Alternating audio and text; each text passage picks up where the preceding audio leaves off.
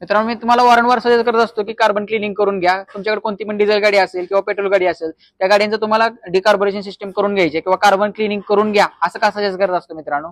ज्या ठिकाणी air filter बसतो, एअर फिल्टर पासून इंटेक मॅनिफोल्ड पर्यंत जाणारे काय जे काही लाईन असतात, एअरची लाईन असते, त्या लाईन वरती 2 ते 3 सेन्सर असतात मित्रांनो. ते सेन्सर पूर्ण चेकअप झाले तर तुमच्या गाडीचे जे काय ईसीएम ला जाणारे काय कमांड आहे किंवा ईसीएम थ्रू जाणाऱ्या इंजेक्टरला ज्या काही कमांड आहेत त्या मिसकम्युनिकेशन होतात. त्याच्यामुळे तुम्हाला गाडीमध्ये जर्कचे प्रॉब्लेम, मिसफायरचे प्रॉब्लेम किंवा ब्लॅक स्मोकचे प्रॉब्लेम, असे सगळे प्रॉब्लेम तुम्हाला क्रिएट होत असतात. त्या सिच्युएशनला तो सेन्सर वर्क करत असतोय, पण जो ऍक्च्युअल रिडिंग तो घ्यायला पाहिजे तो रिडिंग तुम्हाला ईसीएम पर्यंत पाठवत नाहीत मित्रांनो. त्याच्यामुळे तुम्हाला ते प्रॉब्लेम येतात. आता हा मॅप सेन्सर आहे, इंटेक मॅनिफोल्ड वरती असतोय, म्हणजे ऍक्च्युअल प्रेशर किती आहे, ऍक्च्युअल टेम्परेचर किती आहे त्या एअरचं, हे सगळं कॅल्क्युलेशन करून तो ईसीएम ला सांगत असतोय. तर हा सेन्सरची कंडिशन तुम्ही बघू शकता. बघा किती मोठ्या प्रमाणात इथं कार्बन बसले. बघा ह्या ठिकाणी एअर पास व्हायला पाहिजे, एअरचं टेम्परेचर सेन्स करायचं काम करत असते.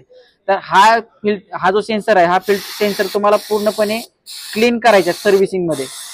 बघू शकता तुम्ही किती मोठ्या प्रमाणात कार्बन आहे. बघा इथं आणखी कार्बन बसलेले आहे, म्हणजे हा पूर्णपणे क्लीन करून जर तुम्ही गाडीमध्ये बसवला किंवा कार्बन क्लिनिंग करून घेतलं इंटेक मॅनिफोल्डचं वगैरे, आता इंटेक मॅनिफोल्ड ज्या ठिकाणी हा सेन्सर बसतो ना त्या ठिकाणी तुम्ही कंडिशन बघू शकता.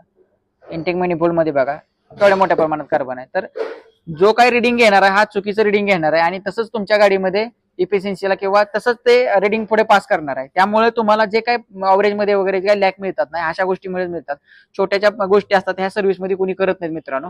त्याच्यामुळे तुम्हाला काय करून घ्यायचं आहे, इंटेक मॅनिफोल्ड पर्यंत, इंटेक मॅनिफोल्ड मध्ये किंवा एअर फिल्टर पासून इंटेक मॅनिफोल्ड पर्यंत जाणारे जेवढे काही सेन्सर आहेत ते सगळे सेन्सर क्लीन करायचे आहेत. ऑक्सिजन सेन्सर असतात ते पण क्लीन करून बसवल्यानंतर तुमच्या गाडीच्या अवरेज मध्ये पण इम्प्रुव्हमेंट होतं मित्रांनो. ह्या सगळ्या गोष्टी तुम्हाला डीप सर्व्हिस मध्ये कव्हर करायच्या मित्रांनो. ह्या सगळ्या गोष्टी जर कव्हर झाल्या तर तुमच्या गाडीमध्ये 100% अवरेजचं इम्प्रुव्हमेंट होणार आहे आणि इफिशियन्सी पण एकदम स्ट्रॉंग वाली जनरेट होणार आहे मित्रांनो.